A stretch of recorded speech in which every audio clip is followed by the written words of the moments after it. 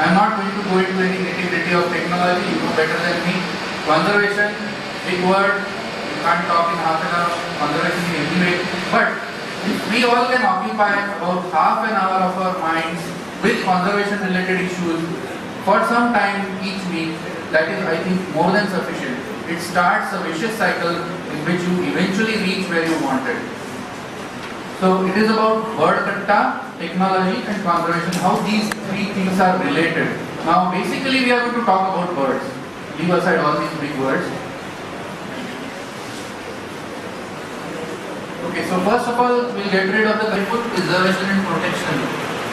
What is our role? That is what we should know, that's all. We are not concerned about what big time conservation is all about. But what is our role we should know. Now there is a planned management of natural resources. How will you contribute to it? Our role is mainly advocacy. Unless you tomorrow get into the profession which is in some way related to conservation or in some way related to conservation issue or action, you are only going to do advocacy. Now what is advocacy? Advocacy is something that anyone can do. It is something like what you are doing now in brief. Make the issue visible first of all. So you have to first identify one or two issues which you are close to. You can't really go about saying, I will conserve the tiger, I will conserve the raptors, I will conserve the birds and all sorts of things. You have to select your own issue in that. Make it your issue and see what you can do about it. Do very few things first, do some basic research, take help of experts, crack the internet, you have all the resources already, and communicate with the right people. Be part of a group and contribute to that. The biggest thing you want to achieve is make the issue visible. That is advocacy. The last part of advocacy is different, but if you can contribute by making the issue visible, which is the only thing probably that I am really aiming at through bird katta or you will be aiming at to read, that is fantastic. That will give rise to all the necessary measures that we will eventually take. You can use the media and the net, you can use the number game as I say. Big things. When I first started birding, I had finished my 10th standard and taken admission in Ruparel College in Mumbai. And mind you, a club like REEF, which was not related to the college, but a club run by Mr. Nandakumar Moghe, who was at that time the advisor to Maharashtra State Forest Department, and he had his offices in Borivali National Park. He had started a small group of enthusiastic people, especially young students, either junior college or senior college, and he would go to colleges and address students and sometimes conduct trips, field trips with them. So this person had come to our college, and I used to go to the library in the afternoon on Saturday, not to study actually at all. Our college library, Ruparel College Library, has a huge stock of other books other than for academics. And we had books like, we had magazines like Sputnik, which was a popular science magazine in those days. Then we had competition success, and all sorts of things which we used to read in those days. Obviously there was nothing like web or something at that time. So we would read paper magazines. We would read science magazines and science books. And Ruparel College Library had a huge stock of those books.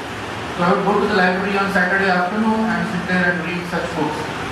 When I went to college that day, I found one of my friends with a backpack going to the college building. I said, what are you doing? He said, why don't you come along, have a look. We are going for a trip to Borivali National Park. I said, how is this trip? Who has organized this? He said, there's something called the WWNF, which was a rather poor takeoff on WWF for nature. The organization was called Wildlife Wanderers Nature Foundation. And it was based in Dadar, led by Mr. Nandakumar Moghe. And they had organized that Saturday Sunday tour to those days what was called as I don't remember the name. It is behind RME Milk Colony. That is also a dairy development project.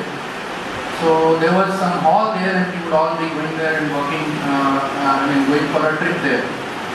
So he took me to that hall where everyone had assembled and was supposed to leave immediately. So I went there. I didn't know anyone at that time in that group. But I stood outside the door, the professor who was addressing the gathering called me, he said, sit down, and I sat down. Then they were discussing how they are going to reach Borivali National Park. It was supposed to start right then. I was asked whether my friend asked me actually, not the professor, whether I would like to do, and I said very much. He asked the professor, he said, no, we don't have a seat. Now I didn't know what seat was. I thought everyone should have been welcome, but they were acting tough. And, no, we don't have a seat today. So I said, okay, I'll just listen to what you are saying and I'll see what you are doing and I'll go away and read in the library. They all left, but one of their professors of physics who was supposed to come and join them, two students were waiting for him and another teacher was waiting for him. He did not come for 10-15 minutes and then he called up someone and had informed in the office that he's not coming for it. So now they opened the seat for me, RAC. And they said, okay, now do you want to come? I said, fine, how do I come? He said, look, we are now starting from Matunga road station. We will be going to Goregaon. We will be getting down Goregaon east side. There's a bus stop, 343 or something, I don't exactly remember, which takes you to Film City, and from there we have to walk, or some sector 16 of our something. From there we have to walk about 2 kilometers to this Kokan Dairy Development Farm. I said, fine, how much time do I have? Looked at the watch and said, you have 45 minutes. So I have not informed my parents, there was no mobile, there was nothing like that. I had to physically go and inform my parents. Imagine physically go and inform my parents. I said, fine, I'll be there. They left. I started running from there. Local college is a big campus. I started running from there. I reached the station, ran from station to home in Bandra. I informed my mother. She said, go ahead, no problem. I took a bag. It started raining. I did not carry any umbrella or something. I got fully wet by the time I reached Bandra station. I boarded a train, went to Goregaon station, and I was 10 minutes late.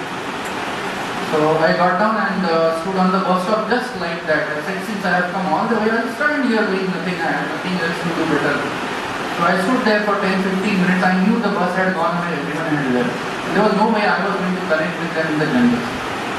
Eventually, after 10 minutes, one student who I did not know came out from a small Udupi restaurant opposite the bus stop and came directly to me and said, you are the one who had asked to come today? I said, yes. Oh, good, let's go. He said, why are you waiting for me? I am already 10 minutes late. I said, I saw in your eyes that you will make it. You may get late, I almost knew you may get late. The professor said, he is not coming, don't bother. I said, no, he is coming. I saw it in his eyes. He is coming. So then both of us went there, we missed the bus, then we missed the last bus also. We took some other bus, when it was night. We walked 2 kilometers right in the middle of the jungle, only the two of us without knowing where we are going. It was an absolutely exciting experience.